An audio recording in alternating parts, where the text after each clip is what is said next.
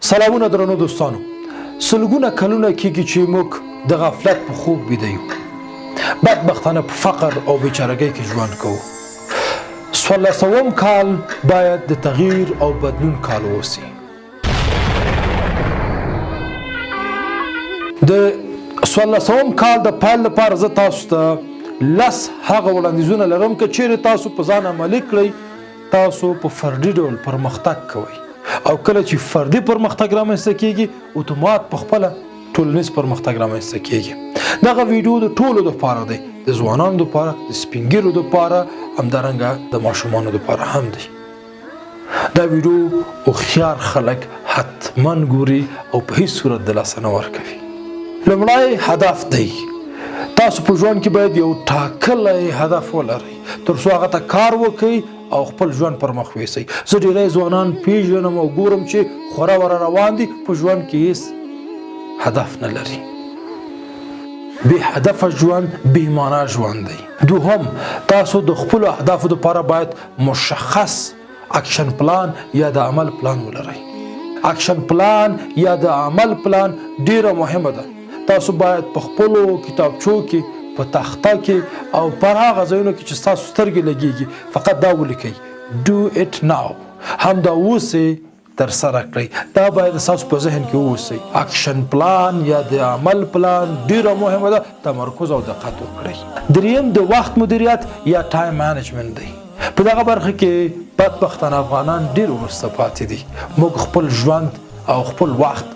نسو کولی چې مدیریت کړو تاسو باید د سوشل میډیا لپاره تلویزیون لپاره او خپلو کارو لپاره وخت مشخص کړئ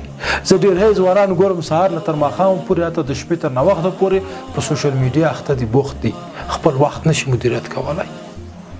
لطفا د خپل هر ثانیې هر دقیقې او هر ساعت همدارنګه د ورځو ونیو میاشتو د کلونو حساب او کتاب ولرئ وخت یوازینی شی دی چې قیمت نه لري څلورم ډیره مهمه ده دوستانو د مخدره توکو سره د خدای پاماني وکړئ زه ډیری ځوانان ګورم بدبختانه په مخدره توکو اخته دي مخدرات تاسو وژني ستاسو پیسې بې ځایه مصرفیږي خپل کورنۍ او ټولنې ته بدنامه کیږئ هیله مې دا ده چې دغو برخو نه ځان لرې وساتئ وطن مو په بحران کې دی هر ورځ سوځېږو دردېږو زموږ خویندې مور او پلار زموږ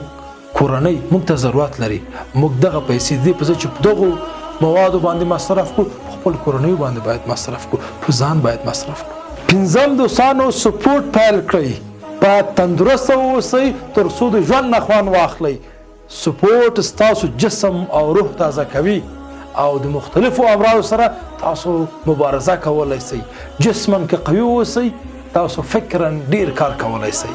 شپږم ډیره مهمه ده نوې اړیکې جوړې کړئ ولې پخواني اړیکې مه هیروئ زه اکثره افغانان ګورم چې په دې کې ډیر مهارت لري تر څو نوې اړیکې جوړې کړي ولې پخوانۍ اړیکې هیروي او یا هم له پامه غورځوي په اړیکو کې ثبات باید ولرئ په افغانستان کې بد دود دا ده چې ملګری سولئ لږ دوام کوي وروسته په دښمنۍ بدلیږي تاسو هڅه مه کوئ چې ډېرې اړیکې جوړې کړئ لږې اړیکې ښه اړیکې مؤثره اړیکې تر څو په ژوند کې ترې ګټه پورته کړئ اووم ډیره مهمه ده د کتاب سره ملګرتیا پیل کړئ په ځان پانګونه وکړئ مطالعه وکړئ زه ځوانان ګورم چې مطالعه نه کوي ټول وخت په سوشل میډیا کې اخته دي کتاب سره مینه پیدا کړئ اتم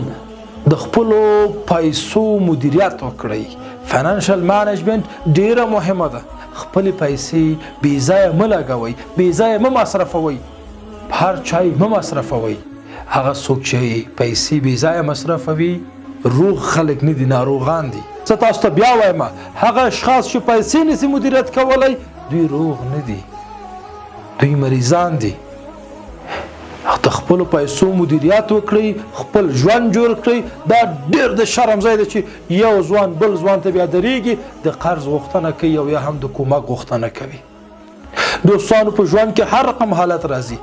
د پیسو مدیریت د دې سبب کېږي چې تاسو خپل ژوند په خپل لاس جوړ کړئ او په آینده کې چاته محتاج ونه اوسئ نو هیله مې دا ده چې فاینانشل مینجمنت ډیره مهمه ده او په پام کې ولرئ نهم تاسو باید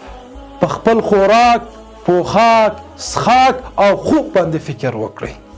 ښه واغوندئ، ښه وګرځئ، د ژوند نه خوند واخلئ. دا ستاسو په شخصیت ډېر مهم تاثیر لري. دوستانو آخري یا لسم پوهېږئ څه شی دی؟ فکر وکړئ څه شی به وي. آخري ډېره مهمه ده. لسم تاسو باید د خپل د ژوند د پرمختګ لپاره په خپل کاروبار فکر وکړئ.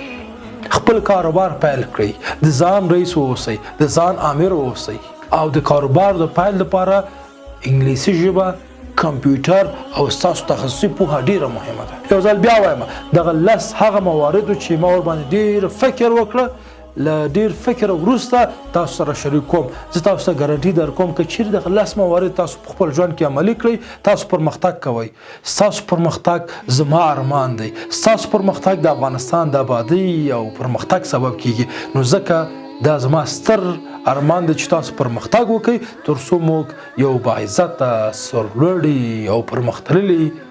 افغانستان ولرو. درنو دوستانو، زه ویډیوګانې ډېر کم جوړوم، ولې هڅه کوم چې ډېر ګټور ویډیوګانې واوسي. دا ویډیوګانې باید ستاسو د ژوند د تغییر سبب سي. نو تاسو هم هڅه وکړئ چې دغه ویډیوګانې خپلو دوستانو ملګرو سره شریک کړئ تر څو په دغه ثواب کې شریک سئ. که چیرې په دغه ویډیوګانو د خلکو ژوند تغییرېږي، د کې تاسو ته هم او ما ته هم ثواب دی.